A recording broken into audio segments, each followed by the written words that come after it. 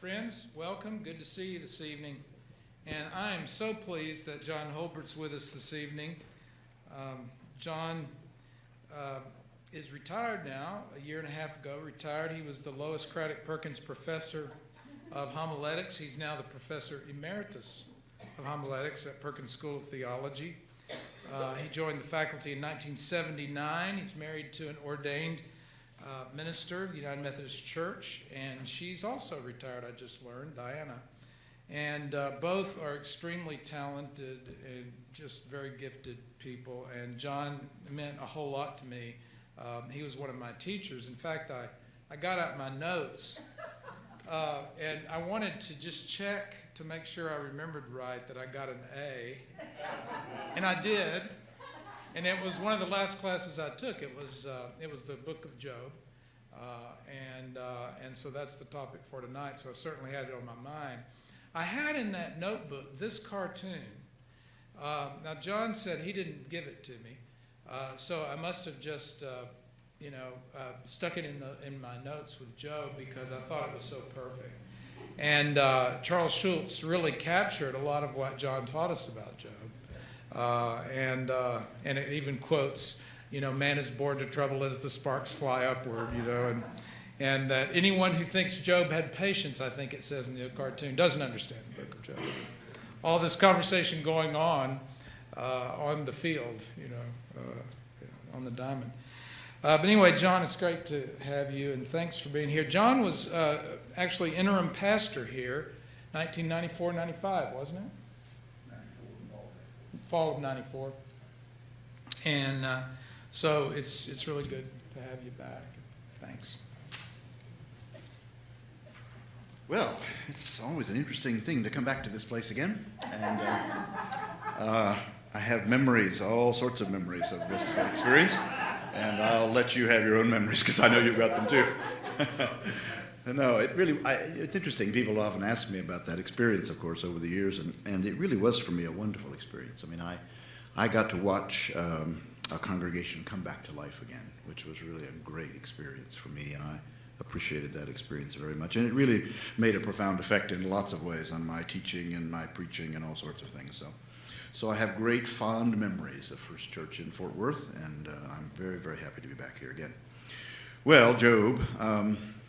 Goodness, I first confronted Job, or he first confronted me, in 1971 at the School of Theology. My colleague, longtime colleague, then teacher, Bill Power, was teaching Job, and Bill did a PhD on the book of Job also at the University of Toronto in the late 50s, and so he was deeply steeped in the book.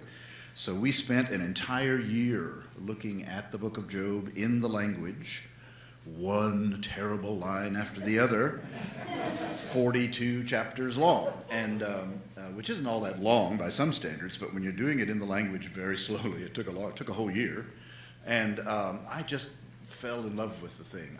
It's just an extraordinary book in so many ways.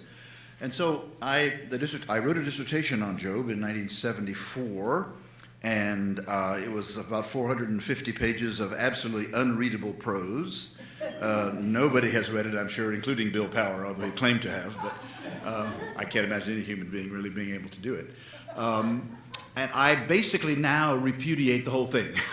That's absolutely right. What I said in 1974, well, it was 1974. It was a very different time now. That's been 40 years ago, and things have changed considerably in my own life and in the life of the world. So the thing about Job I've discovered over these years is that you hear it differently all the time. It's one of these books that you read it and you hear something and you think, yes, that's it, and then an experience in your life happens and it isn't it anymore.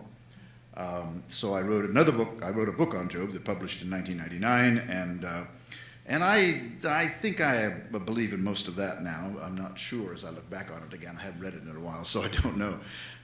But Job has been a terribly important book for me in my own life and in my own thinking. And so tonight, in this very brief time that we have, it's always dangerous to invite somebody who knows so much about this and has read so much about it, because there's so much that I could talk about. But anyway, let's get to it some. A couple of things first before we start to get into some of the text at least, and that's this. Usually when you read a book in the Bible, you want to know when it was written. That's a helpful thing. It's when you're reading critically, you always want to know whence things come. And I wish I knew more specifically when it came, but I have a very good guess, which I now have used for a long time, and that is, I'm just about convinced the book of Job was written in the exile of Israel. Now, this was the single most important event in the history of the people. It happened in two stages in the 6th century BC, beginning in the first time in 597, when Nebuchadnezzar, the king of Babylon, the great general of the Babylonian army also, came to the city and surrounded it, but did not then destroy the city, but took some of the people off into exile to his city of Babylon, including perhaps the prophet Ezekiel, although we can't be absolutely certain of that. Well, he put his own puppet on the throne by the name of Zedekiah.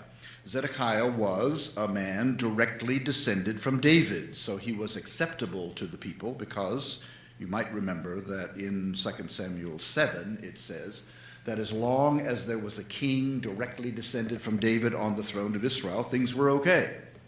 So they thought that was all right, but nonetheless, Zedekiah was a puppet of the Babylonian king, that's for sure. But then after a series of years, that was in 597, and then several years went by, and he had apparently some young bucks in his court that convinced him, absurdly really, to rebel against the Babylonian king, his own mentor, Nebuchadnezzar. So he did, and that was a disaster, an absolute and complete disaster. Nebuchadnezzar was furious. This was in the year 587. And he came this time with all of his army. He surrounded the city in typical siege fashion. He starved the city out, and if we can trust Lamentations, and we probably can, there was cannibalism in the city.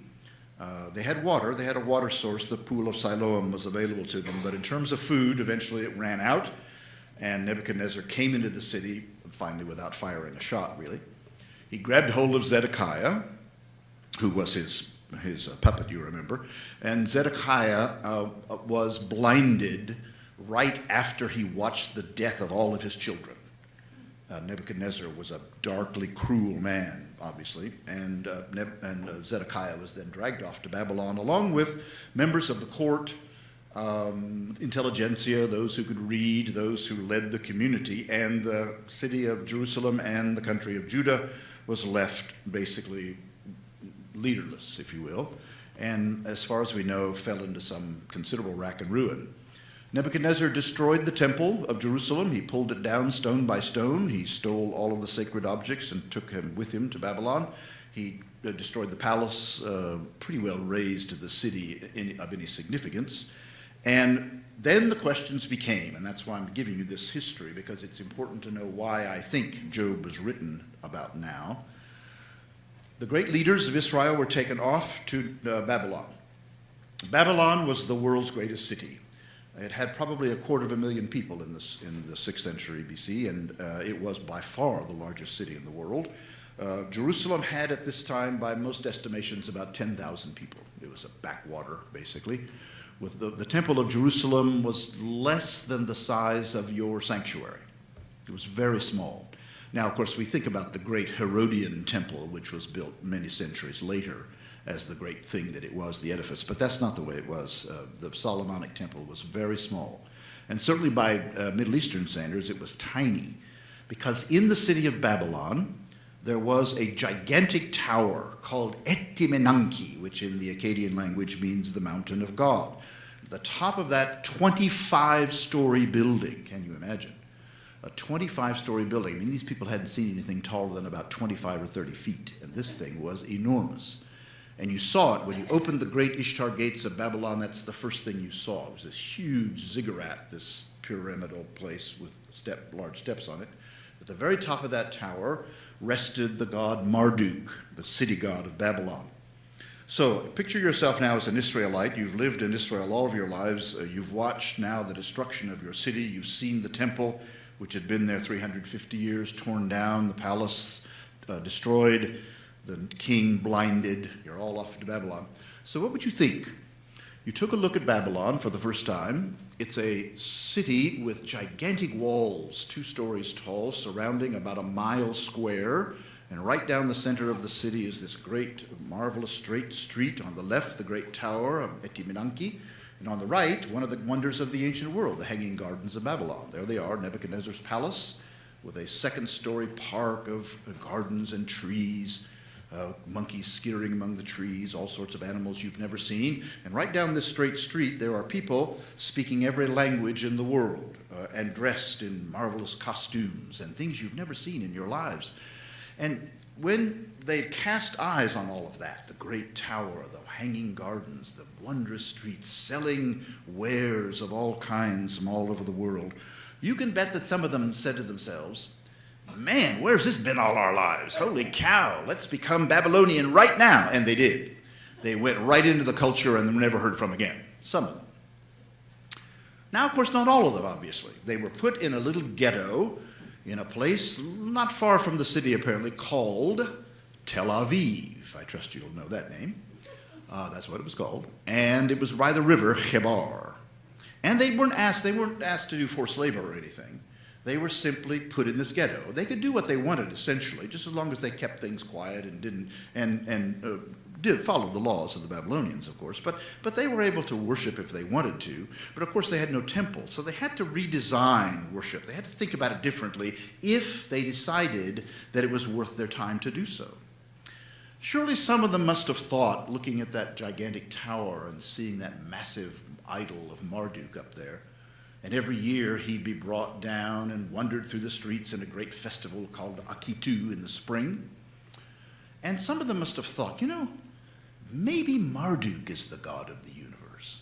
Maybe this Yahweh figure, whoever that Yahweh, that god we're told about by the priests all these years, maybe that god doesn't really exist at all. And some of them probably began to follow Marduk as the god of the world. I mean, after all, it looked obvious, didn't Marduk won? And where is Yahweh? Oh, I don't know, on a mountain somewhere. Who knows where the mountain is? Nobody knows.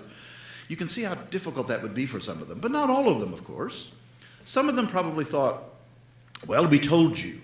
The prophets kept saying that if you don't clean up your act, if you don't follow the commandments, if you don't care for the poor and the outcast and the strangers and the foreigners, you're going to be in trouble. Yahweh will not be happy with you. And lo and behold, here we are. And you can bet some of them said exactly that. However, I would say to you that Job, the author of Job, wanders into that theological cauldrons, everybody wondering what they are now supposed to believe. After all, the temple is gone, the king is gone, the land is gone, the gift that God gave to Abram is long. I will make your descendants as the stars of the sky and the sand of the seashore. And what? Now where are we? All of those things that they expected to have happen were taken away from them. And so now you can bet some of them began to wonder, who is God anyway? That God who calls us to follow the commandments, that God who brought us out of Egypt, where is that God now? And you remember what some of them said, Psalm 137. By the waters of Babylon, there we sat down and wept. We laid up our harps on the willow trees, and our victors required of us songs. Sing us one of the songs of Zion, they said. But we said, how can we sing the Lord's song in a foreign land? Then they went on to say, if I forget thee, O Jerusalem, if I forget thee, let my tongue cleave to the roof of my mouth. Let my right hand wither if I do not hold Jerusalem as my very highest joy. Well, that's all very good. Sounds very religious. Lots of songs written to that. But, of course, you don't know the rest of the psalm, do you? You heard it, I trust. It's nasty. Ooh, nasty, nasty. Oh, Babylon, you devastator, they said. Happy are those who take your little ones and bash them against stones. That's the end. That's the end of the psalm. Now, why in the world is that psalm there? It's very troubling, isn't it? It's ugly. It's there because when people began to think that they have to go back to the good old days, somebody's going to get hurt. Because They believed that these people had taken away their lovely temple and their marvelous land and their great little king and the priests and all that stuff. And now here they were in Babylon, and they wanted revenge. They wanted Yahweh to get even with these people. And you can bet there was a lot of that going on too, for sure. But the author of Job, wading into this theological maelstrom of all kinds of thoughts and ideas theologically, I think had a very different notion. I've always seen this book as a very a personal one, a deeply emotional one. I mean, Job is a vastly emotional character. He's very unpleasant. He really is very, very unpleasant. The story you probably know. It's quite simple, really. Job is an absolutely perfectly righteous man. We're told that at the beginning, twice in chapter 1, verse 1. If you look at it, you'll see it. There was once a man in the land of Uz, whose name was Job. Did you know there was an Uz, Texas? There is. There's one well there and one house. I've been there, I know. I don't think that's the one they're talking about. There was once a man in the land of Uz whose name was Job. That man, the text tells us, was two very interesting words, blameless and upright. These are two very interesting ethical terms in Hebrew, tam v'yashar they are. Both of them mean standing up straight, physically, particularly yashar, the second word translated upright, means exactly that. First, you're standing up straight. You're doing exactly what you see is what you get. You're right. You're doing the right stuff. I would translate it something more like this probably. The man was perfectly righteous. He did everything just exactly right. He was a man who was deeply pious, deeply considerate of everybody around him, a man of justice and righteousness. He did absolutely everything correctly. That's what the author's trying to say. And to show that, of course, the author goes on to tell you, he was a person who feared God and turned away from evil, shunned evil. Fearing God, the word fear in Yareh means to worship, to be in awe of, if you will. That's a good way of reading that, I think. This guy was just absolutely wonderful. There were born to him 7 sons and 3 daughters. Heavenly days, he had the right number of kids. 7 is the magic number in the Bible. 7 sons are better than daughters. Sorry, women, that's the way it was, patriarchal, you know. So, more sons, right number, 10 is also a magic number in the Bible, so he had the right number of sons, not only sons and daughters together, but more sons than daughters. That was good. He had, my gosh, he had the right number of sheep. Look at that, 7,000. See? If there was any doubt in your mind by the time you get to verse 3 or so, this guy's perfect. He really is perfect. He really is. And the reason that's so important, I know you're all thinking to yourself, no, all have sinned and fallen short of the glory of God. I know you're quoting that in your mind now, right? No, that won't do here. This guy is just absolutely perfect. Because if he is not absolutely perfect, you're liable to miss the author's most significant point. And that is, absolutely perfect people sometimes get it in the neck. They do, don't they? You know that. You've lived 5 minutes on the earth. You know there are terribly good, righteous, wonderful people who die young. And there are garbage, trashy, horrible people who live long, happy lives and die in silk sheets and are trumpeted to their graves. Don't tell me you don't know that, because I know you do. And that's the problem. What are we going to do in a world where that is the case? How are we going to understand God in a world where things seem so out of kilter? Well, of course, the friends won't have it, because they have one idea, and they are not alone. They didn't die a long time ago, I'm sorry to say. They think that if you are good, really good, you'll get nothing but good stuff. And if you're really bad, God will get you if you don't watch out. That's what they think. And they say that ad nauseum. Then they just go on and on, say exactly the same thing over and over again. Job continually says to them, no, I haven't. No, I don't see any deep sin that you keep talking to me about. I don't know what you're talking about. I've done all the right stuff. And let me show you how right he really was. Look at this in verse 4 of chapter 1.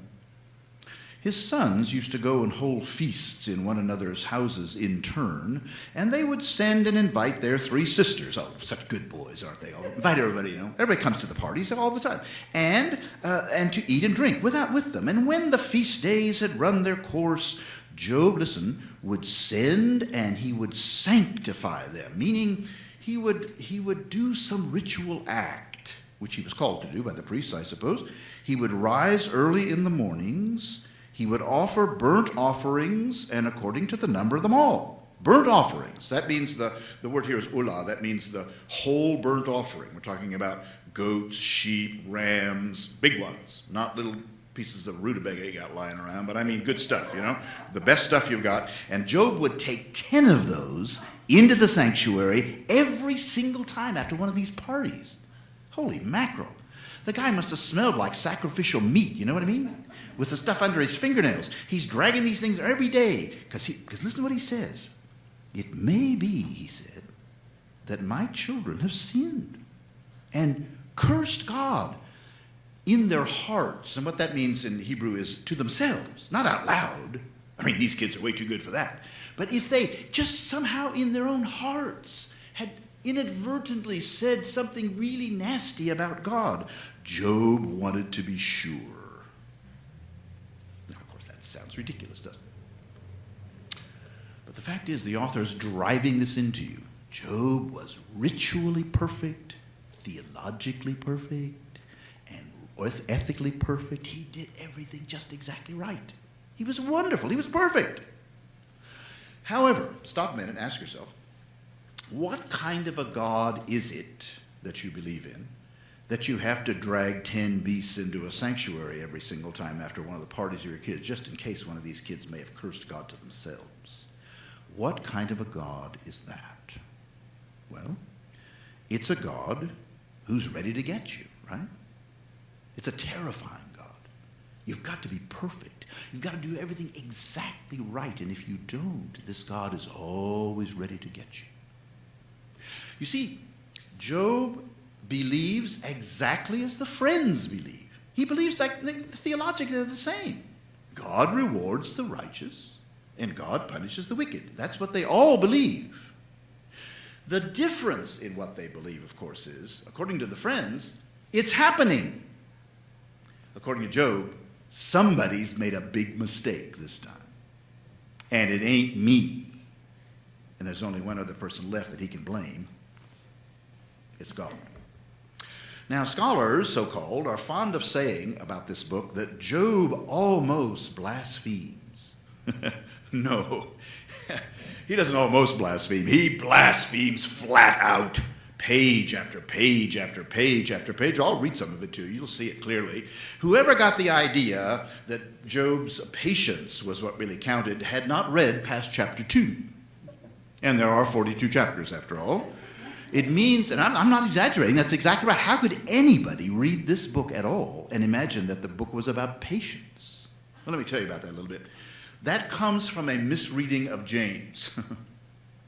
James, the letter in the New Testament, chapter 5, tells us, you have heard of the, King James translation, patience of Job. So they picked that up. Oh, patience, Job is patient. New Testament says it, so he must be patient.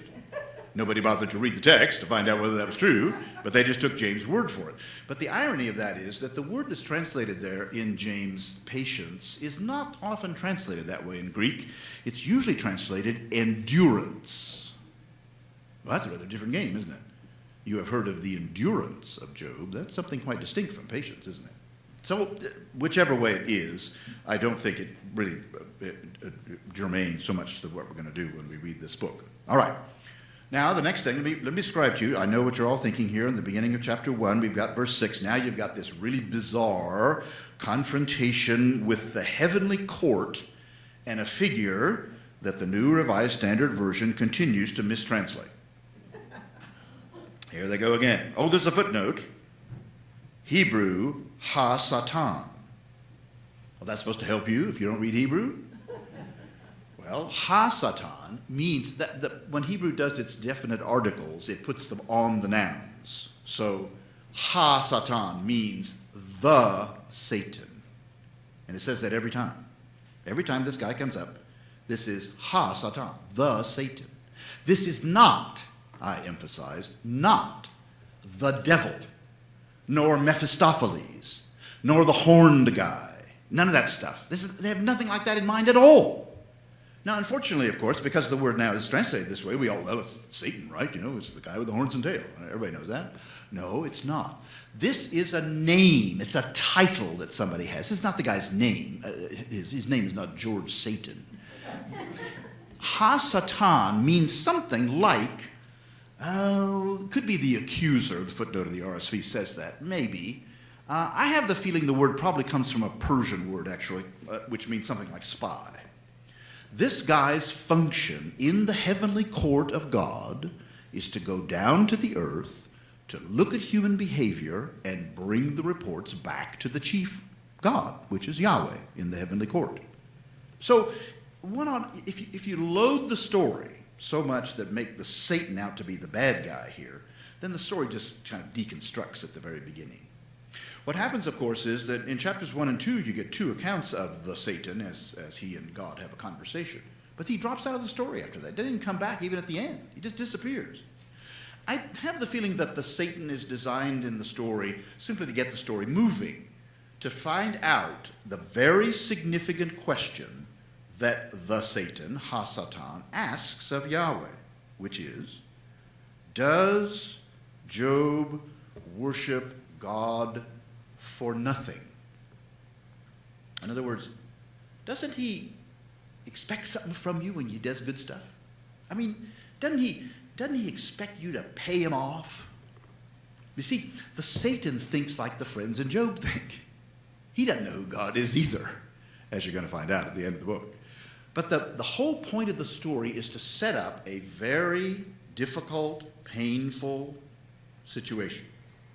A perfectly righteous man ends up on an ash heap, scraping himself with a potsherd among the watermelon rinds and the fish heads, smelling bad. He ends up that way. Why, of course, is the question. What's he doing there? There clearly was an enormous number of persons in ancient Israel who believed he was there because he had done something. I mean, after all, you can read stuff like that in the Hebrew Bible, can't you? You can look at Deuteronomy. There's a lot of statements in Deuteronomy that sound that way. If you do the following things, you'll get this. If you don't, you'll get that. So it sounds like a lot of people thought that way, that God really did that. If you just did the right stuff, you'd get the right things. And if you don't do the right stuff, you won't get the right thing. And I'm telling you that this author of Job, whoever he was, had had his belly full of that. He was tired of dealing with that. He thought that was stupid. He kept hearing people say, oh, yes, well, you know, if you just do the right stuff, God will love you.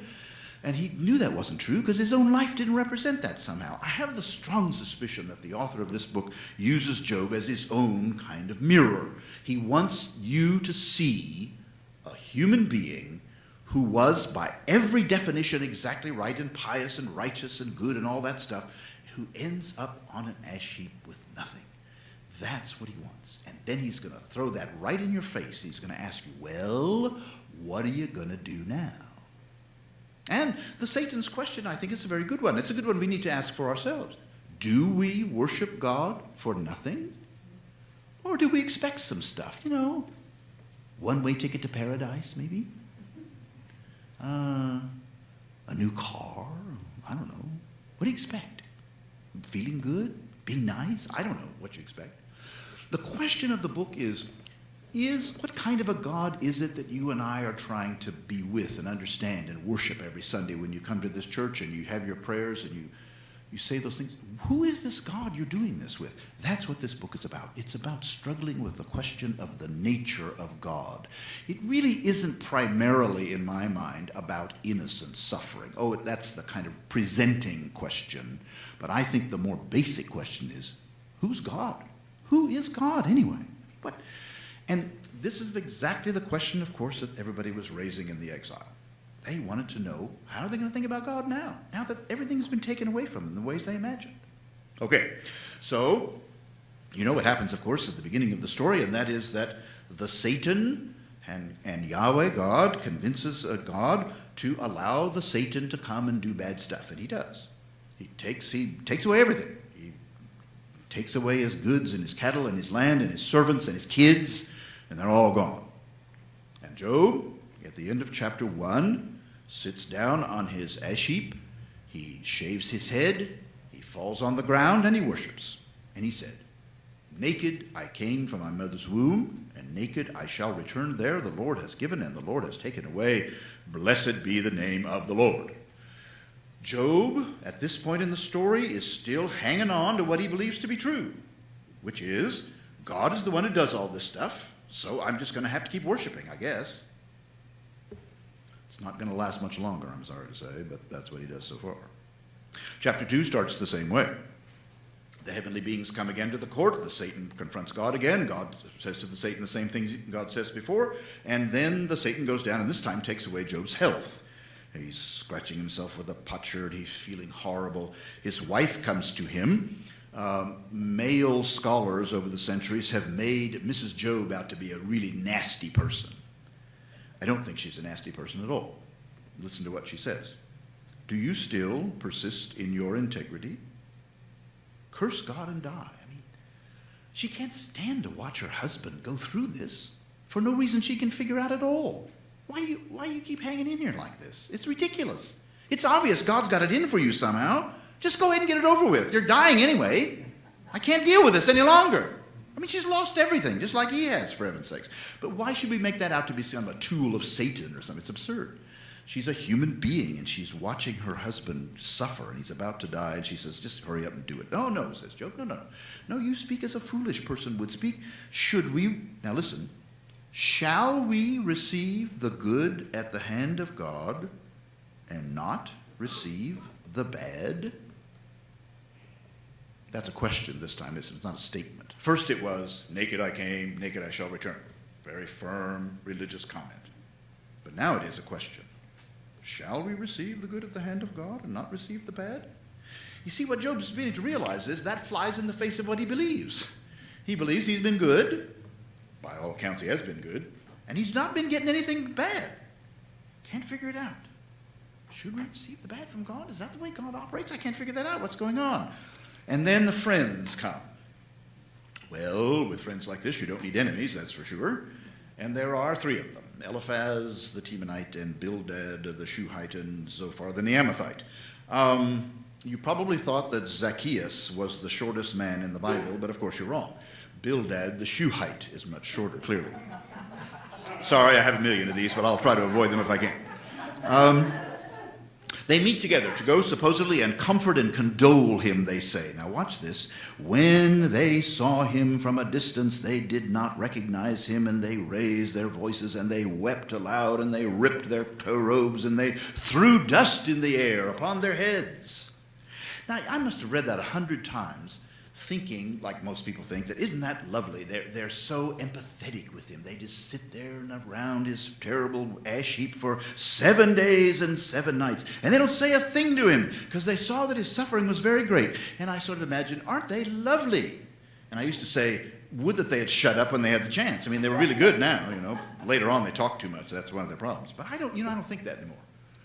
I think they took one look at Job on that ash heap, and they knew he was evil. Because, of course, that's their belief, isn't it? I mean, good people don't end up on ash heaps. It's only evil people that do that. So I'm suggesting to you that these friends are not the slightest bit good even from the beginning. They rip their robes. But notice what they do. They throw dust in the air, which is a really odd thing. It settles down on their heads. Usually, if you're going to be in mourning in the Middle East, you tear your clothes, but you put dirt in your hair. That's what it means to be in mourning. But why are they throwing dust up in the air? No. I have one suggestion anyway. There's one other time in the whole Hebrew Bible where that happens, and that's the 6th plague of Egypt, when Moses throws dust up in the air, and it settles on all the cattle of the Egyptians, and they get some nasty disease. I think this is the friends' attempt to stay away from Job. They don't want what he's got. So they sit around his ash heap, waiting for him to croak, because that's what they want. I think they're evil from the beginning, nasty right from the start, and they soon prove how nasty they really are. Well, there's a silence now. They're all sitting there, Job scraping himself away, the things are smelling bad, his wife is gone, his goods are gone, everything's gone, and the friends, the 3 of them, are sitting around the ash heap watching. And now, Job talks. But what he says is not very nice. Let the day perish in which I was born. You might translate that more directly, probably something like, damn the day I was born. I want the day that I was born to just drop out of the months of the year, drop off the calendar completely. I wish I had never been conceived. I wish I had never come to life at all. I mean, after all, what kind of a world is it in which we find ourselves here? It's a terrible place. And finally, at the end of this very long and anguished cry that he gives, he says, why is light given to one who cannot see the way, whom God has fenced in? My sighing comes like my bread, my groanings are poured out like water. The thing that I fear came upon me, and what I dread befell me. I knew somehow that whole notion of this notion that if you did good, you'd get good, it wasn't quite right, but I couldn't quite get my head around it. But now it's obvious I was wrong. I am not at ease, nor am I quiet. I have no rest, but trouble comes. Yeah, it does. The friends start talking. That's the trouble. One after the other, these birds began to tell Job in no uncertain terms that he is evil. And if he will just admit his evil, God will take him back. But if he doesn't, God will destroy him, just as certainly as God is now destroying him, as any eye can see. That's the whole argument of the friends. Now, the difference between them, however, is where do they think they get this information? And that is really delightful, as the author has put it together. The author differentiates the friends by the way their origins of their knowledge happens to be. And I have, again, the strong suspicion that this guy knew these characters, the ones that he's built into his story, Eliphaz, Bildad, Zophar. They did not die a long time ago. They are alive and well and living today and then. And this guy has built them up in some brilliant ways. It's interesting about this. I had an old friend, colleague who died many years ago in New York named Sam Terrian. He was the one who wrote the Interpreter's Bible, the first Interpreter's Bible's commentary on Job. And it's still well worth reading. There's not much of that first Interpreter's that's worth reading, but that's one of them. It's good. It's still worth reading. And Sam Terrian wrote an article. He was a French guy. He was born in France, a lovely guy, and very continental kind of character. And he wrote an article where he argued that this really was a play, this book. It was presented, he said, at the New Year Festival. That's the way he argued. It's a small little article, and nobody really picked it up much. And I read it, when I read it at the time, I thought it was pretty fanciful, really. But as I got to thinking about it more and more, I began to think that it may be some truth in this. I wonder if this was really some kind of drama that was put on. So I began to think about this in dramatic terms. My son, who is a musician in Los Angeles, he's a film composer, he and I wrote an opera on Job called Job's Truth. And I did the libretto, and he wrote the music. It's an interesting piece, actually. It's not wasn't originally a rock musician, although he's now doing other kinds of stuff. It's a classical piece, really. And we tried to build into the characters, their voice parts and all of that, and the way they sing, and the kind of stuff that I tried to say about them in the libretto, to kind of characterize them as dramatic figures. And I'm going to do that with you tonight a little bit, just to kind of give you a little flavor of what I tried to do. To me, what's happened with reading the book of Job for many people is it's just a kind of philosophical dialogue. It's, people sitting around airy, thinking about big thoughts or something. No, I don't think so. I think it's very personal, and I think it's very emotional, and I think it's very dramatic. And so, in fact, I've argued in the book that I wrote that there are stage directions in the speeches. Move this way, go that way, go this way. Where they go, stage left, stage right. I really think that's really true. Now, that may be just my own crazy imagination, but I've thought that now for the last 15 or 20 years or so. All right, let's look at Eliphaz first. Eliphaz, believe me, Eliphaz didn't die a long time ago. He's on television regularly. You see him regularly. He's on Sunday morning. He's a big, tall, powerful, deep-voiced guy. I picture him in my opera performance with raised heels, so he looked a little taller. He's got a big gray beard and a deep basso profundo voice, and he is not used to being questioned or commented upon at all. He is a one-way preacher, 6 feet above contradiction, as you will see. If one ventures a word with you, will you be offended? Who can keep from speaking? Look, Job, you have instructed many. You've strengthened the weak hands. Your words have supported those who were stumbling. You've made firm the feeble knees. But now it comes to you, and you're impatient. It touches you, and you're dismayed. Job, is not your fear of God your confidence, and the integrity of your ways your hope? Think now, Job.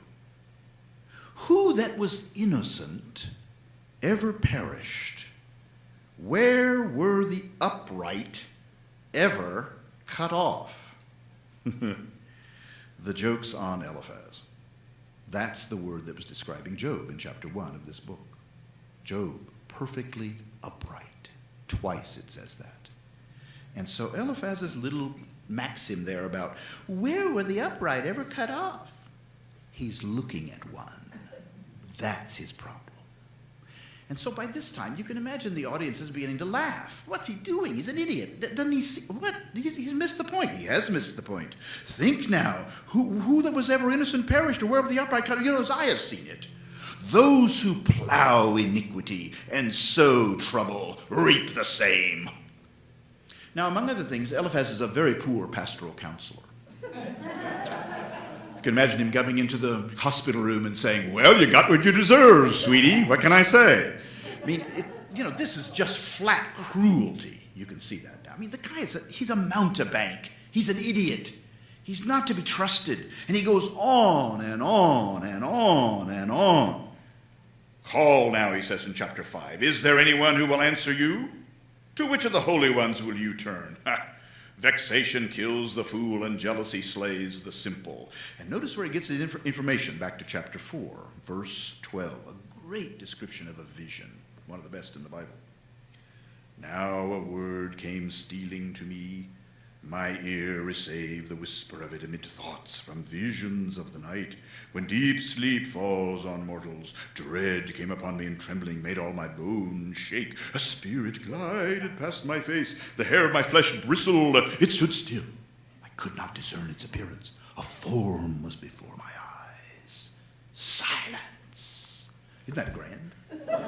Holy cow, that is great, isn't it? And then I heard a voice.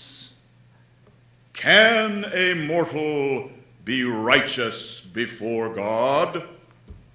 Can human beings be pure before their Maker? Why, even in God's servants, God puts no trust. His angels, God charges with error. God doesn't trust anybody. Why should God trust you? Is this supposed to make me feel better? That's helpful to me to know that God doesn't trust anybody at all? As I have seen it, their houses are houses of clay, foundations in the dust. They're crushed like moths. They're destroyed. They perish forever without anybody regarding it. On and on he goes. And at the very end of chapter 5, he concludes his sermon like this.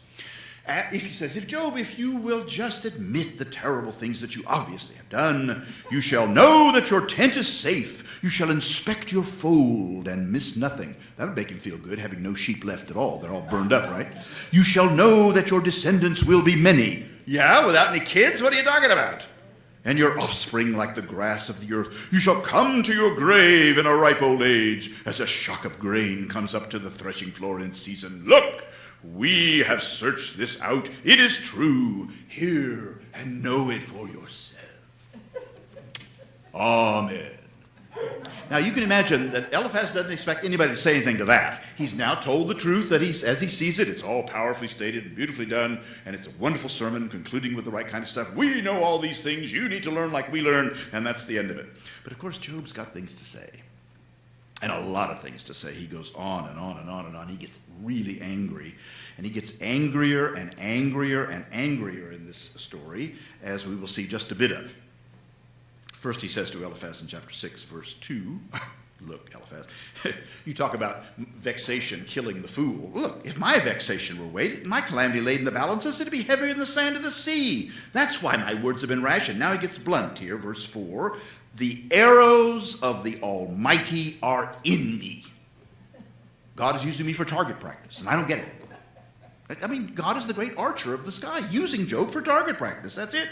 My spirit drinks their poison. The terrors of God are arrayed against me. Now look, does a wild ass bray over its grass? No. If it's eating grass, it's quiet. That's why I'm shouting. I don't got any grass. I don't have anything.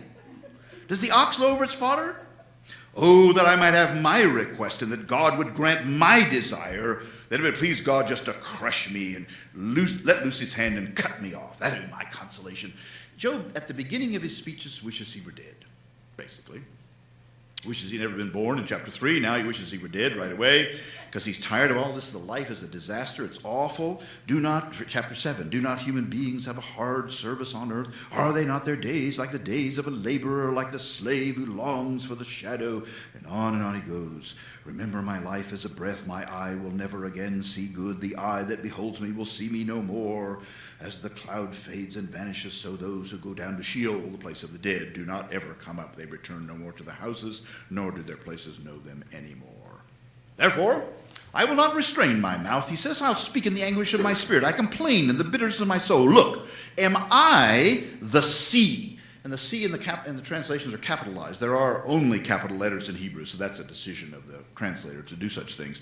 But the word here is yam. That is the Hebrew word for sea, but it's also the Canaanite word for the dragon of the sea, the god of the sea, Yam.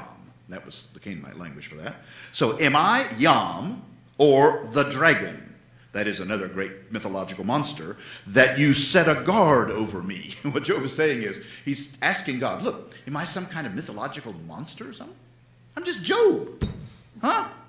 Maybe Yam lives 3 doors down and you missed it this time. You know, I'm just Job. What are you talking about? When I say that my bed will comfort me, my couch will ease my complaint, then you scare me with dreams and terrify me with visions. That's a shot at Eliphaz, of course. Right. You can see that, can't you? So that I would choose strangling and death rather than this. I loathe my life. I won't live forever. Let me alone. My days are a breath. Guys, have a little fun here with Psalm 8. What are human beings that you make so much of them? That you set your mind upon them and visit them every morning and test them every moment. Remember what Psalm 8 says, what are human beings that you care about them, and the son of human beings, all that kind of stuff. It's lovely religious talk. Job flips it right on its head. What are human beings you bother with us anyway, for heaven's sakes? If I sin, what do I do with you, you watcher of humanity? Why have you made me your target? Why have I become a burden to you? Why don't you just pardon whatever things I've done? Take away my iniquity, because I'm going to lie down on the earth, and you're going to look for me, and it'll be too late, and you'll be sorry then, dude. You'll miss me then, God, you really will. Job's hilarious. He's cheeky beyond belief. He's nasty and theologically wild and all that stuff. Well, Bildad's had his belly full of that. Eliphaz has already had his little powerful say with his great bass. And I picture Bildad as he's an academic. He's got a mortarboard on and one of those robes with chevrons on the sleeve and all that stuff. And he talks fast. He's a tenor in my opera. He's what we call in opera buffo tenor, a funny kind of tenor. How long will you say these things, and the words of your mouth be a great wind? Look, does God pervert justice? Does the Almighty pervert the right? If your children sinned against him, God delivered them into the power of their transgression. Your kids got killed because they deserved it. Ooh, another lovely pastoral counseling comment, eh? But if you seek God and make supplication to the Almighty, if you are pure and upright, which you clearly aren't, surely then he will rouse himself for you and restore you to your rightful place. Though your beginning was small, your latter days will be very great. Now, how does he know all that stuff? Inquire of bygone generations and consider what their ancestors have found. We are but of yesterday. We know nothing. Our days on earth are but a shadow. Will they teach you and tell you and utter words out of their own? Bildad is the scholar. He knows the tradition. He says to Job, read your Bible and you'll be fine. Here's some stuff you need to know. First, can papyrus grow where there is no marsh? No.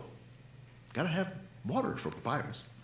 Can reeds flourish where there is no water? No, you got to have water for reeds too. Yes, while in flower, not cut down, they wither before any other plant. Such are the paths of all who forget God. Proverbs are his major stuff. He's got lots of little proverbs he's got really piled out. You ever know people like this? They say proverbs too, you know. God never gives us more than we can handle. Time heals all wounds. That's Bildad. He didn't die a long time ago. He's still here.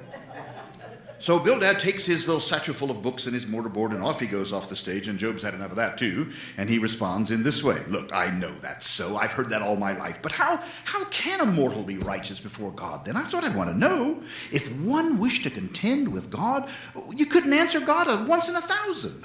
I mean, God is wise and hard, mighty in strength. Who's ever resisted God and succeeded? He removes mountains, they don't know it. He overturns them in his anger. He shakes the earth out of its place. Its pillars tremble. He commands the sun, it doesn't rise. Seals up the stars. Stretched out the heavens. Trample the waves of Yam, the sea. Who made the bear and the Orion, the Pleiades and the Chariot? Who does great... This is God, for heaven's sakes.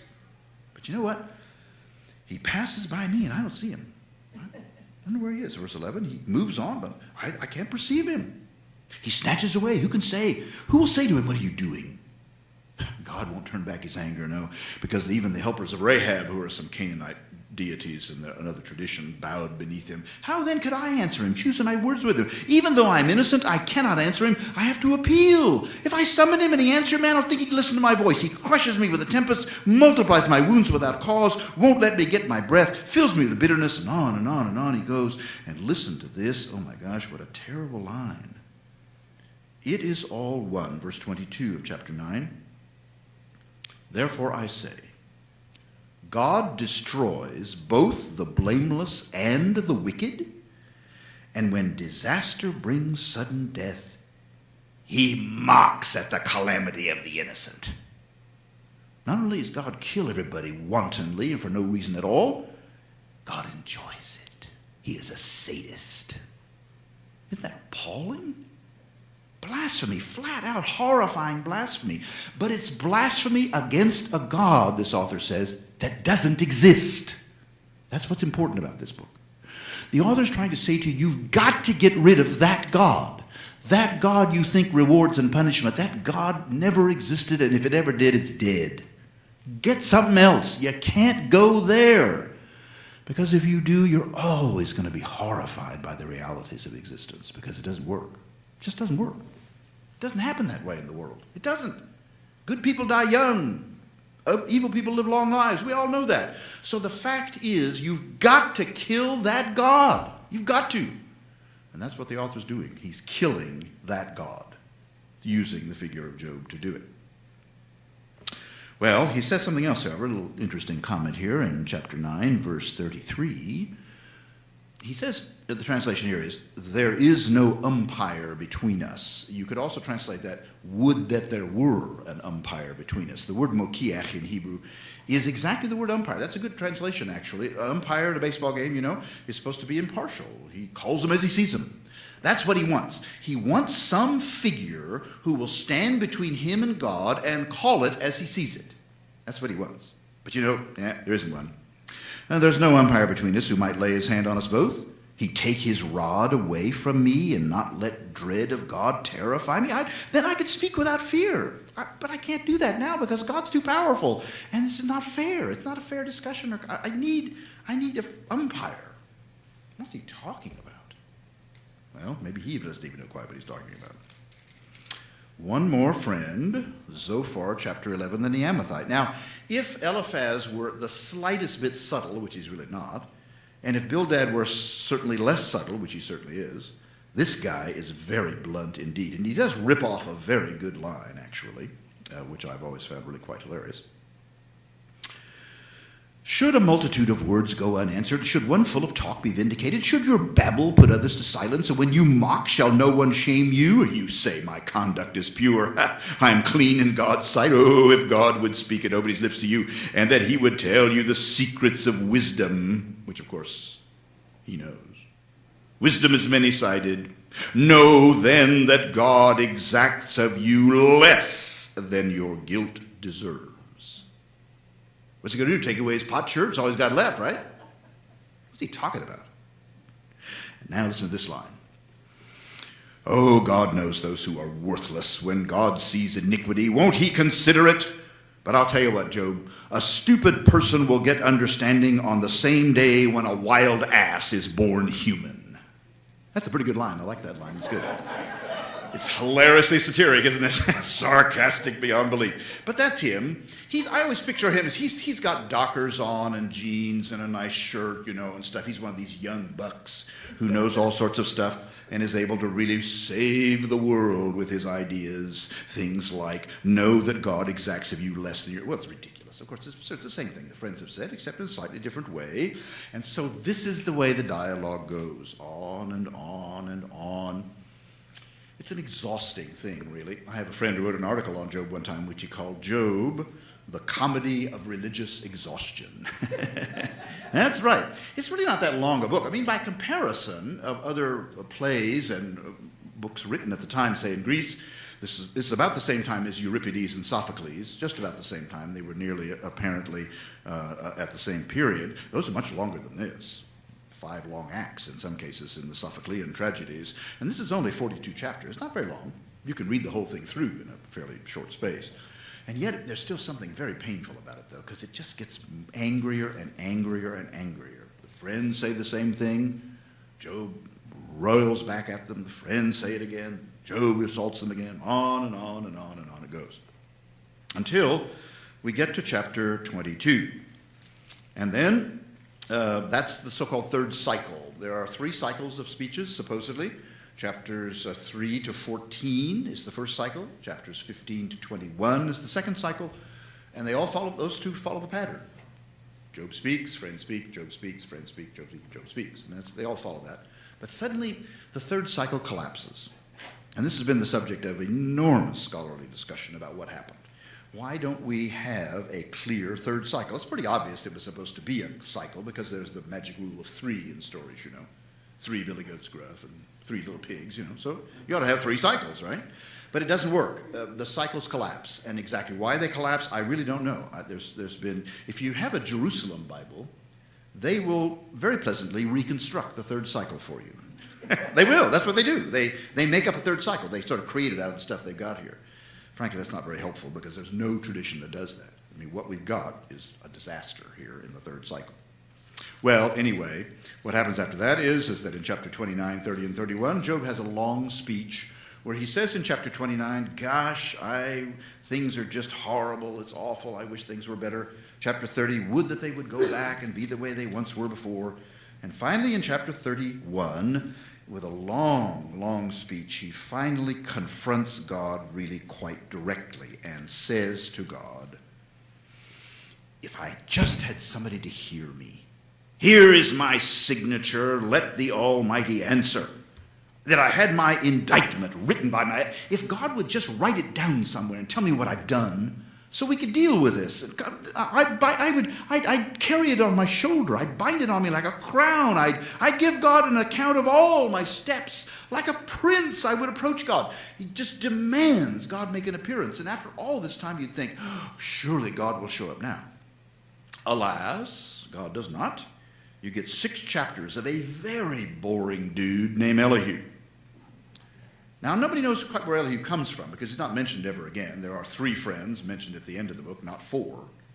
But this guy suddenly pops in. He's got a very long speech, 6 chapters long, actually. And it's not really very interesting. The poetry is not nearly as good as what we've just been reading, actually.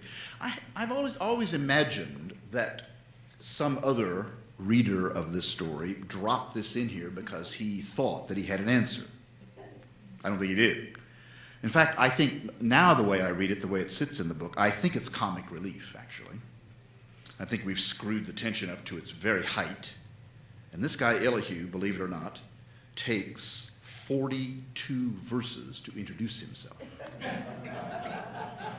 Well, I've listened to you, and I've sat on silent. I'm young, and you're old, and I'm talking. I've given you a chance to talk. You've talked. I'm like a wineskin that needs a vent. No kidding. He really does. And you just read it out loud. It's just hilarious. It really is very funny. And I've always thought that. I'm a lover of Shakespeare, and I've always imagined this is just like Shakespeare. When Shakespeare drops these ridiculous characters right in the middle of the most dramatic stuff in his plays, the dramas, the tragedies particularly, most especially Macbeth. You remember the scene in Macbeth at the beginning after Duncan and his rather Macbeth and his wife have murdered Duncan, and she's gone back out to slaughter the servants because he couldn't do it. And they're standing around with their hands smoking in blood, as they say, knives. Oh my gosh, it's horrible, horrible. And you're standing there watching, what have they done? What have they done? And suddenly who knocks? It's the drunken gatekeeper. And they get off the stage one way, and the drunken gatekeeper comes on. And if you listen carefully, the drunken gatekeeper says stuff that's pretty interesting, pretty valuable, actually. It's not just comic relief, but it's pretty funny. And I've always thought Shakespeare's doing two things: releasing the tension a bit of the play at this time. And if you do that really well, when the knocking comes, you ought to jump about 3 feet off your seat. And I wonder if the author here maybe uses this speech in the same kind of way. Because there are things that Elihu says ultimately that are really pretty interesting.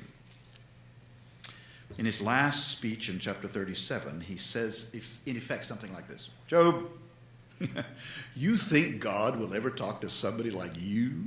God will never talk to some terrible person like you, Job. You could do it till you're blue in the face. God's never going to talk to you. Surprise, surprise, the next voice is God's. And Elihu is blown off the stage, I dare say, by that. And the friends, their third speeches in that third cycle are just awful. Eliphaz's third speech in chapter 22 is basically, he just basically gives the game to Job. He says that God doesn't care whether he's righteous or wicked, either one. He's just been driven to say foolish theological things, and he clumps off the stage. I always imagine him with one of his high lift heels broken, and he kind of stumbles off the stage. His robe's askew, his beard is kind of foul, you know. And Bildad says a 6-verse speech, ending with, "What are human beings but maggots and worms?" That's the end, that's the end. That's a lofty thought, right? And thank God, Zophar has no speech at all. So the friends basically are off stage now. They're gone. And Job is sitting on his ash heap right over here.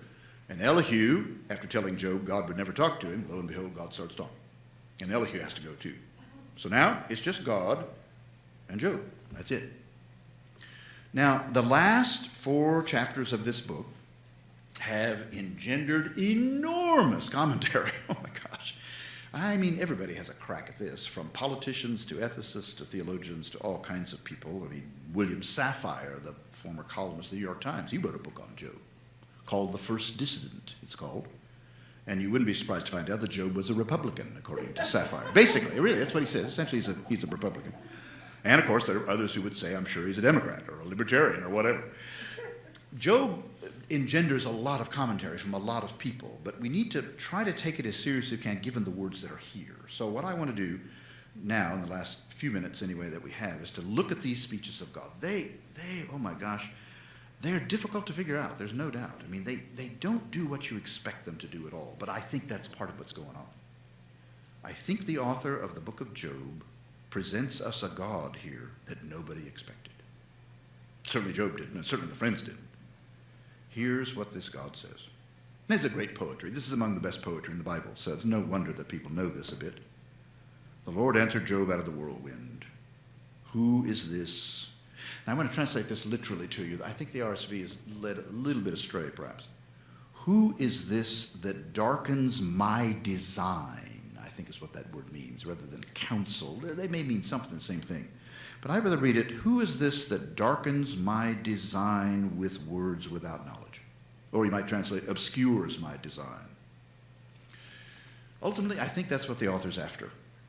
It's the question of how God has designed things, what the universe is like. For the friends and for Job, and for Elihu, I assume, the universe is easily understood. You do the right things and you get the right stuff, and if you do the bad stuff, you get the wrong stuff, and that's simple. It's a bumper sticker idea. God rewards the righteous and punishes the wicked. That's the way the world's designed. And I think God's first comment to Job and to us and to the friends is precisely on the point. Who is this that obscures my design with words without knowledge? You don't know what you're talking about. I mean, I've been listening to all this. All of you guys are nutty as fruitcakes. All of you. It's wrong. It's completely wrong. Okay, gird up your loins now like a warrior. That's what the word gever means, really. And I will question you, and you declare to me, where were you when I laid the foundations of the earth? Oh, surely you know. Now, God gets sarcastic here. There's no doubt of that. There's sarcasm in this. I mean, Job is getting put in his place. That's for sure. Now, by the time God speaks to Job, Job needs to get put in his place. He's obnoxious beyond belief. He really is obnoxious. I mean, he's calling God beast and monster and sadist and all that stuff throughout the whole book. So God has to put Job something in his place. Where were you when I laid the foundation of the earth? Surely you know. And God goes on a while like that, you know. What about this? What about that? What about this? What about ice and snow and rain and all that stuff? Do you know anything about that? Little meteorological discussion. And then God shifts off to zoological discussions, okay? Beginning in chapter 38, beginning in the 39th verse. Can you hunt the prey for the lion, satisfy the appetite of the young lions when they crouch in their dens and lie in wait in their covert? Who provides for the ravens, the prey, and when its young ones cry to God and wander about for lack of food? Do you know where the mountain goats give birth? You know, Job, you ought to think more about mountain goats, you know what I mean? Now, that's meant both sarcastically and something more, and I'll get to that in just a minute. I think by this point, you see, I picture Job sitting on his ash heap listening to all this. Job is talking about justice, and God talks about mountain goats. What's that about? What does mountain goat birthing have to do with the justice of Job? That's the question to raise. And most people have just assumed, well, this is just God being God. You know, God can say whatever God wants, and Job needs to shut up. That's it. And basically, it's a shut up, twit story. That's it.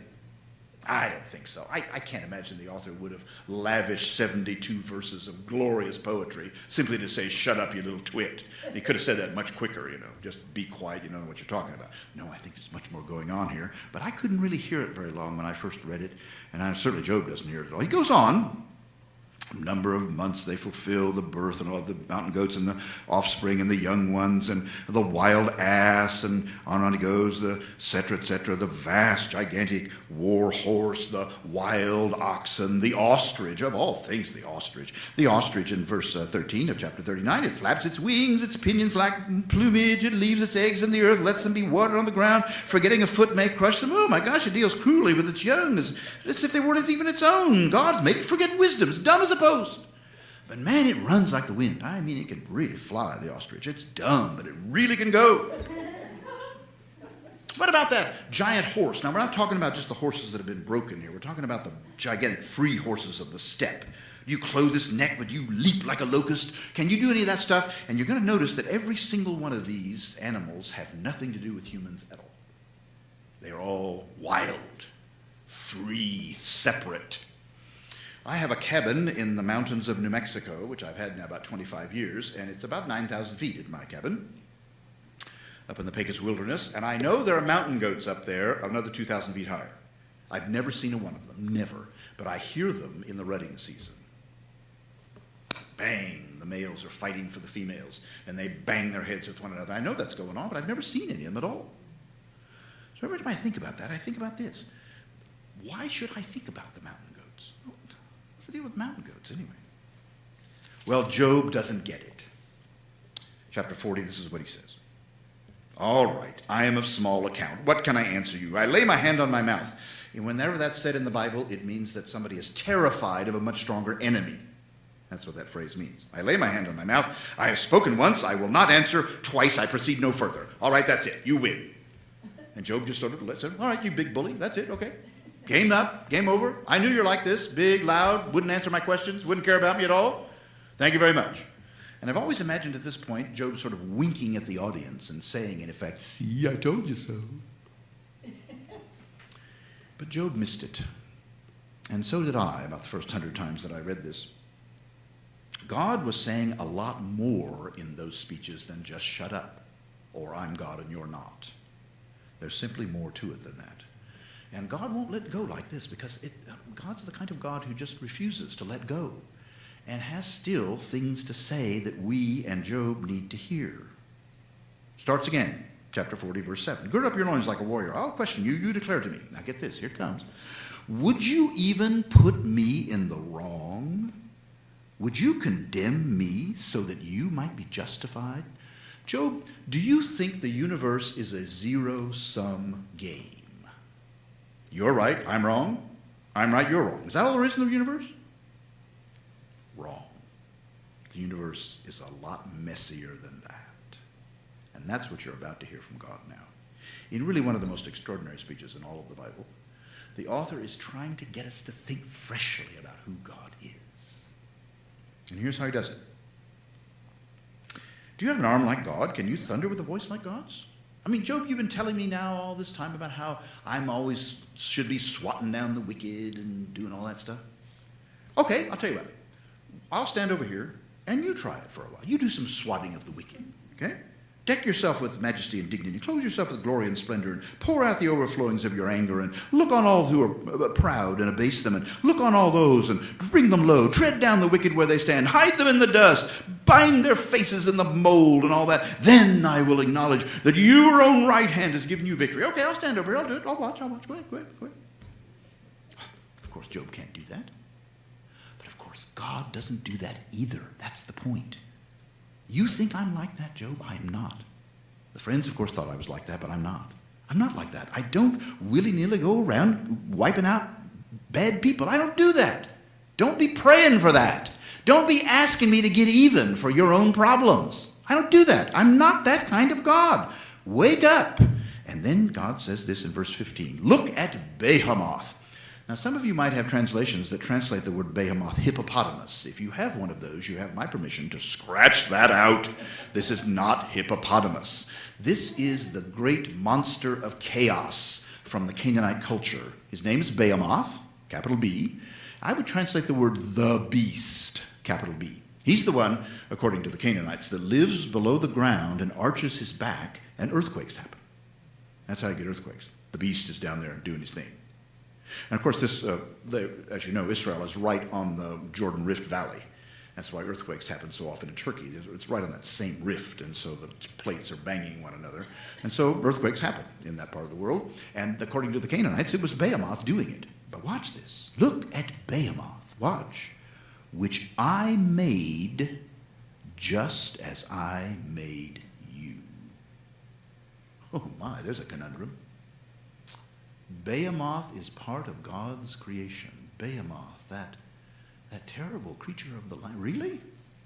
And then, chapter 41, Leviathan. Now, we know about Leviathan. He's the twisting serpent of the sea. He's mentioned in various other places in the Hebrew Bible, but he is once again Lotan, he is called in the Canaanite texts, and he rises up and swallows ships, and he's a really terrible thing. And in Psalm 103, however, he is described as God's rubber ducky. He is. Read it. It's kind of fun.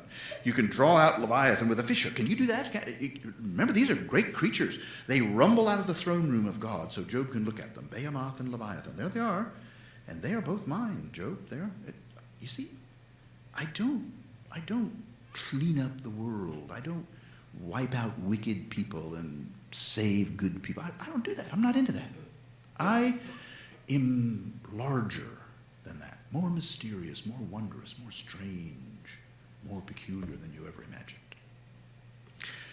Job gets it, finally, even though the New Revised Standard Version hasn't, but I'll get to that in a minute. Chapter 42. I know you can do all things, and no purpose of yours can be thwarted. Now, he said that from the beginning. There's nothing new about that.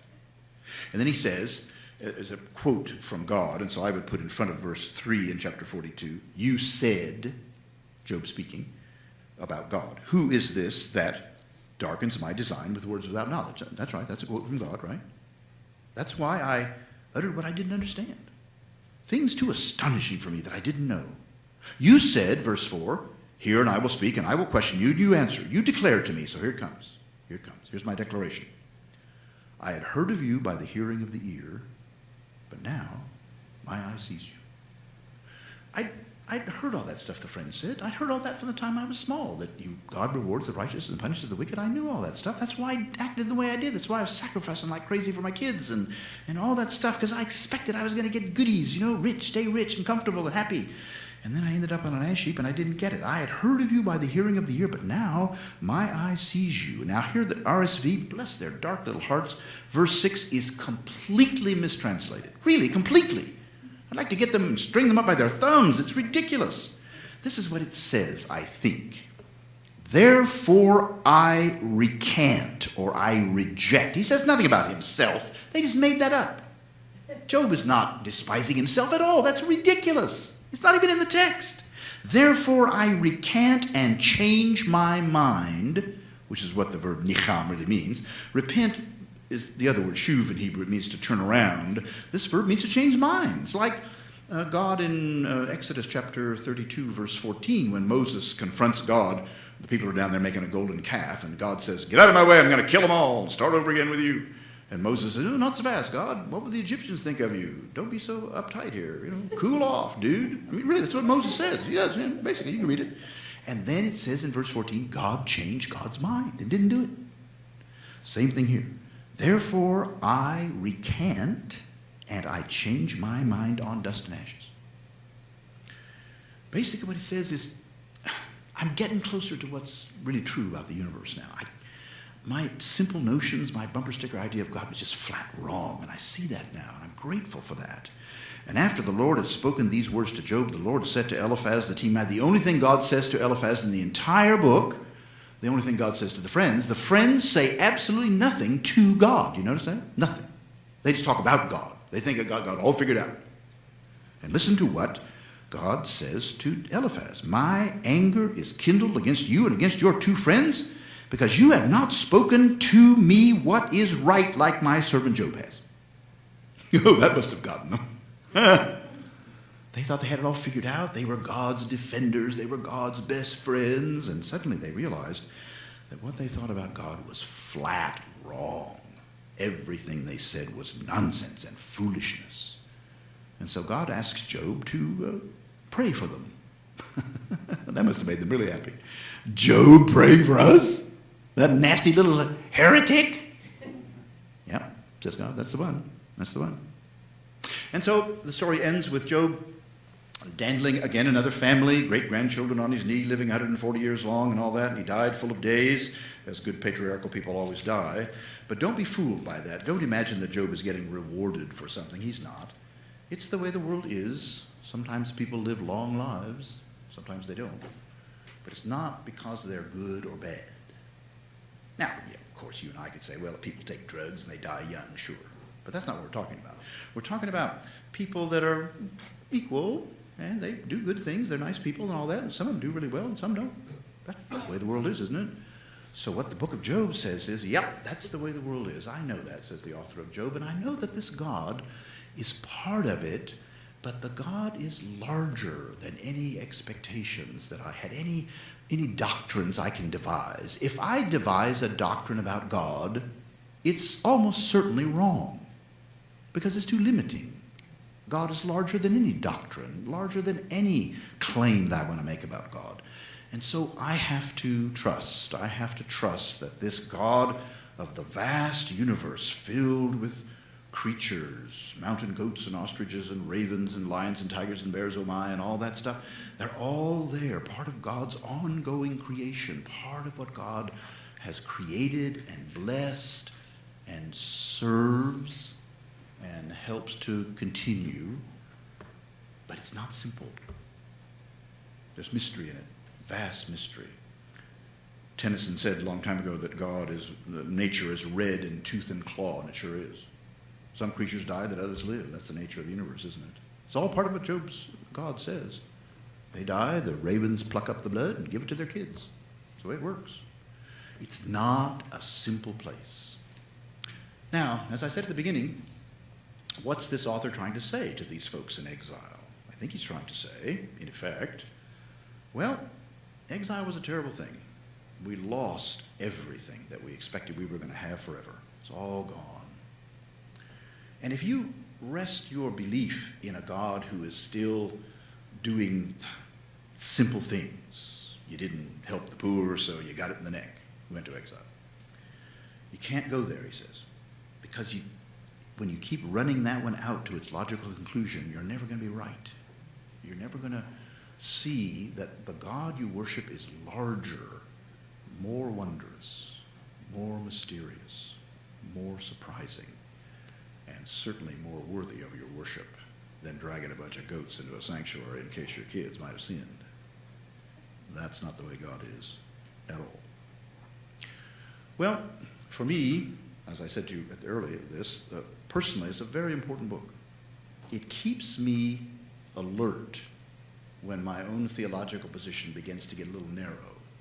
And it does sometimes, I see things I can't understand in the universe, and I think, oh my gosh, come on, clean this up, God, do something about this. Terrible, awful things. Too many people die. Too many people have terrible lives.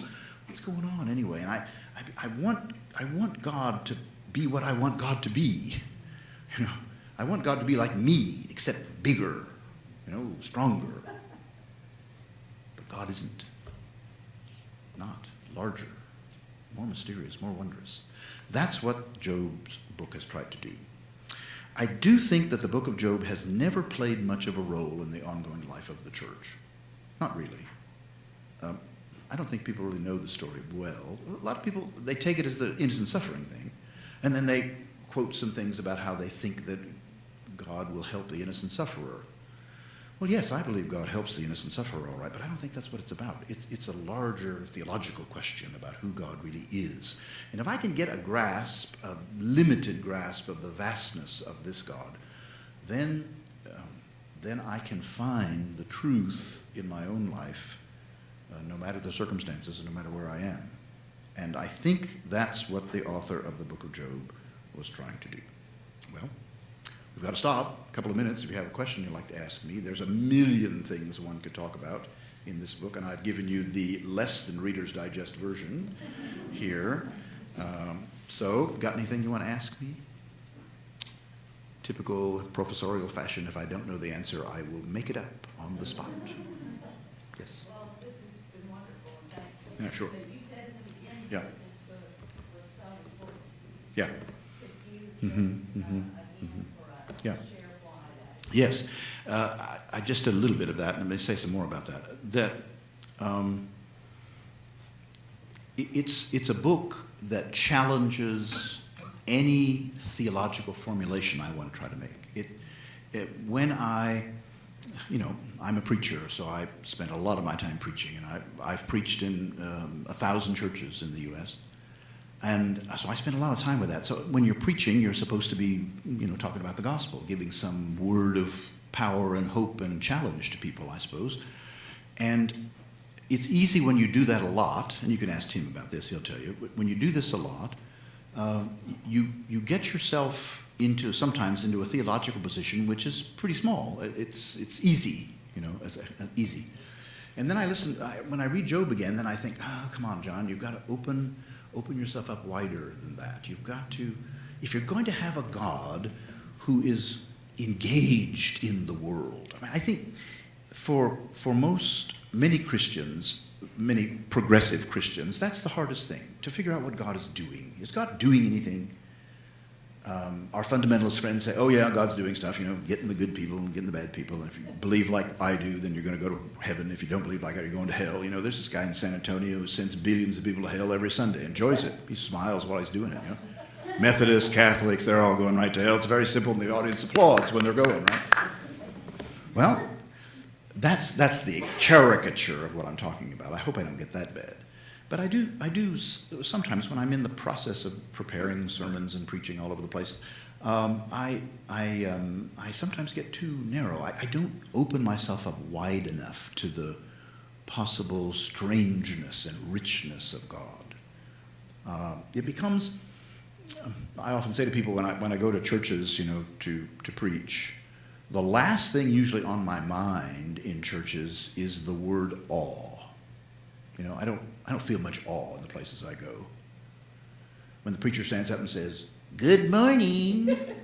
"Oh, I didn't hear that. Say that again. Good morning." I think, oh my God, what is that, Rotary Club? What are we talking about here? Is this a church?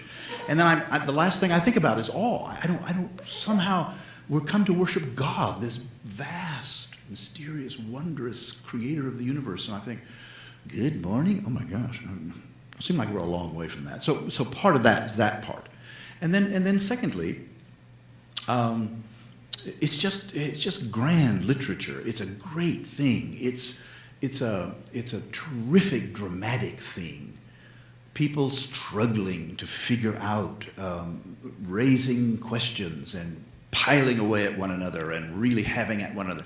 It's a delight to read. It's not unlike reading, I suppose, plays, Greek comedies, sometimes like Aristophanes. If you read some of that stuff, it's just hilarious. It's funny.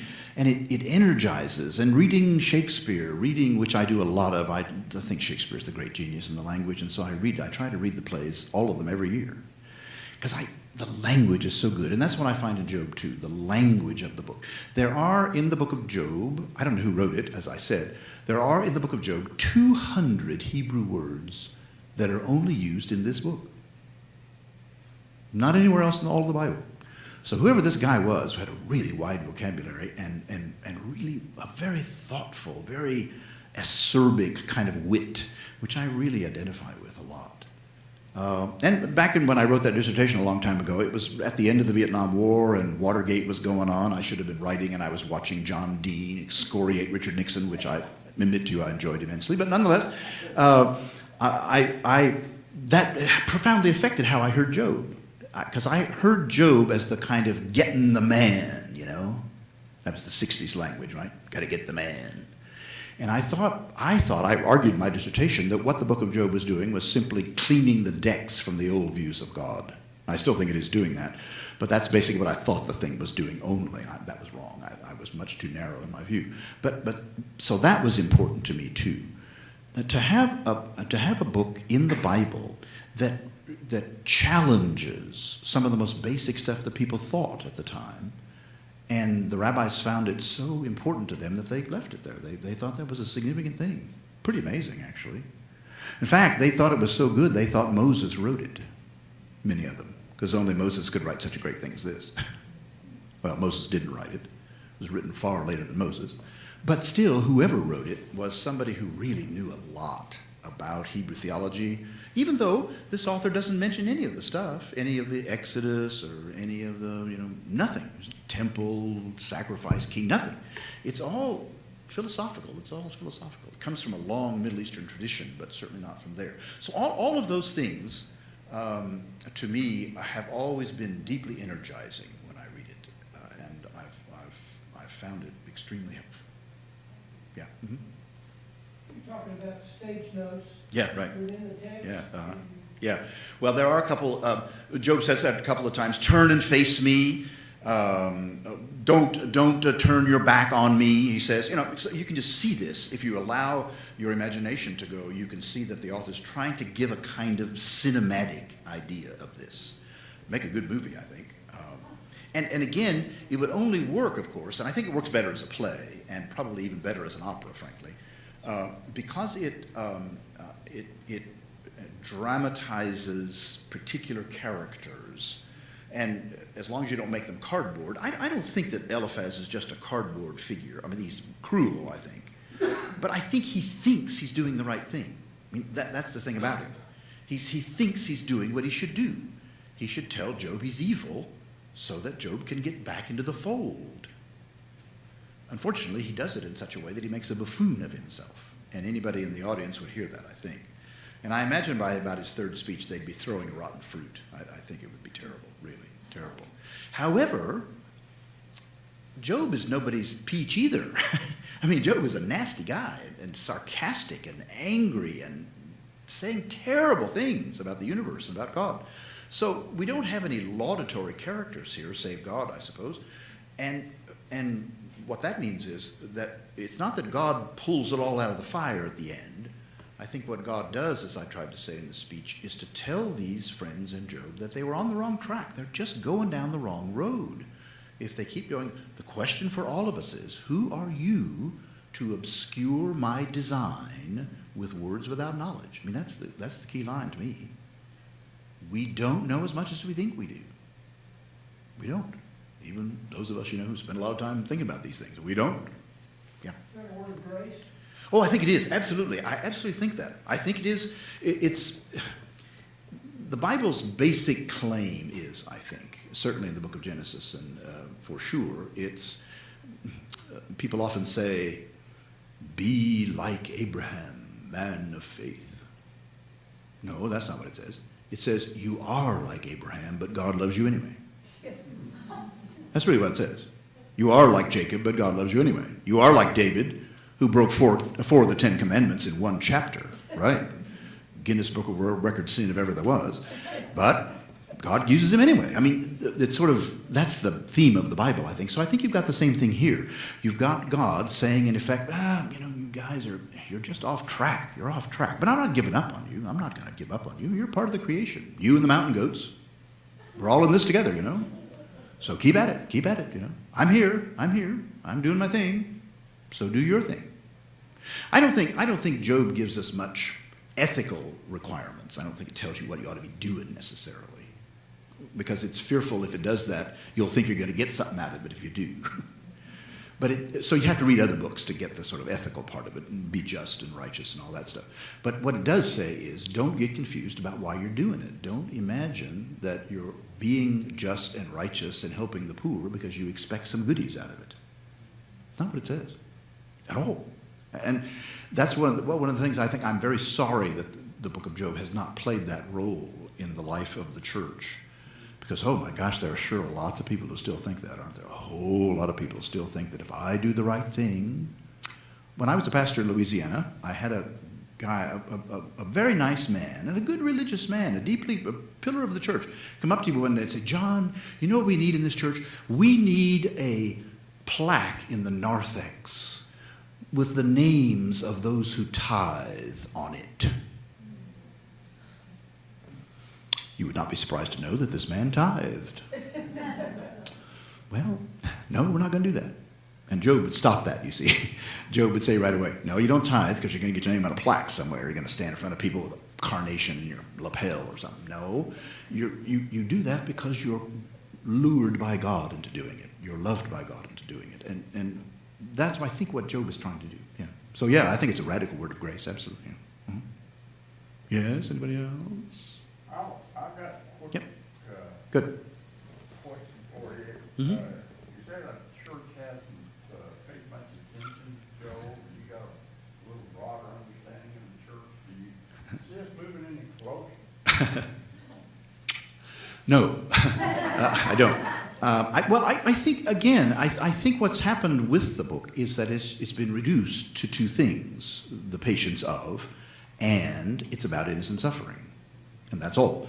And so presumably those who think it's about innocent suffering, as I said, assume that it gives an answer to that. It doesn't. I mean, quite the opposite, it seems to me.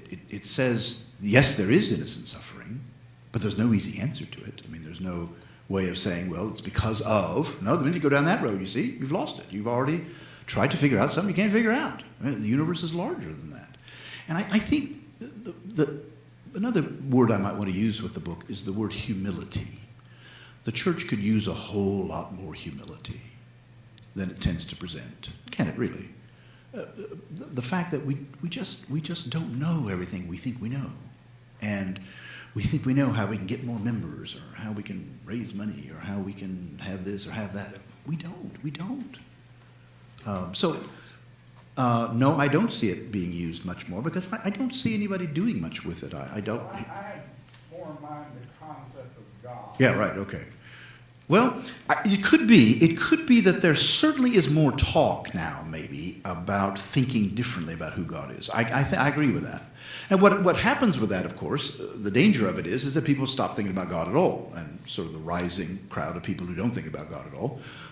That's part of it, I think. And this is what our fundamentalist friends say. Well, see, the problem with you liberals is that you don't have any standards, and so you're throwing out stuff right and left, and if you throw out one thing, you got to throw out the whole thing, so you got to believe the whole thing, you know? Sun stops in the sky in Ajalon, and Elijah calls the bears out of the forest and kills the kids who call him bald, and yeah, that's all true, that's history. What? I just want to weep. Do I have to believe all of that? Well, and so then some people just say, well, people like the atheists, the big atheist crowd, you know, Hitchens, Christopher Hitchens and all that bunch, Sam Harris, they're idiots. They really are. They don't know anything about Christianity. Nothing. They attack the fundamentalists. Well, so do I. I think they're as nutty as Hitchens does. Nutty. But he doesn't know any of you.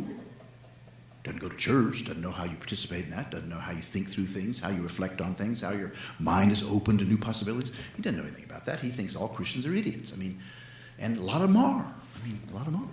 So the answer is yes, I think there is more reflection going on. And I think even among evangelicals, Certainly, some younger evangelicals are really pretty seriously interested in these kinds of questions, aren't they? They really are. You can hear them talking about this all the time. They tend to be, on the one hand, fairly traditional, but then when you start talking to them and having a conversation with them, they don't sound all that traditional sometimes. They really don't. And particularly in social questions, they've really shifted a long way there, I think, in various ways. So maybe there's more hope than I think in terms of the breadth of possibility in terms of theology. Anybody else? Oh, she's creeping up here. I guess that means we have to stop. Is that it? I know, I always wish I had a bishop's throat. Okay. Maybe someday you will. Maybe, Someday. no. Just wanted to update you. Next month will be Dr. Jamie Clark Souls, and she will be talking about death and afterlife in the New Testament. She's a real character. You'll like her. Yes, you will. And then we also have the schedule all the way through May now. So I just want to throw that out to y'all. It will still be the second Wednesdays from 6:30 to 8 here. And let me just tell you, these are some of our folks from Bright and then the TCU Religion Department too, which I was a part of. And it's kind of cool to have some of my old professors coming back. Our first will be our own Dr. David Grant talking about science and religion in January. The next one is Nancy Ramsey talking about sexuality and spirituality. If that doesn't get you excited, I don't know what will. Dr. Nadia Lahutsky will be talking about women in Christian history. And then Dr. Shelley Matthews will be talking about the New Testament and early Jewish-Christian relations. And then the last one is Dr. Francisco Lozada talking about Latina interpretations of the New Testament. So I think it's a really good lineup, and we've gotten good response. So we're going to go through May and then quit or stop for the summer because we lose half our congregation, I think, in the summer. So, but thank y'all for being here, and thank you, Dr. Holbert. Wonderful. I feel like this hour and a half could have, my whole seminary could have been just done tonight.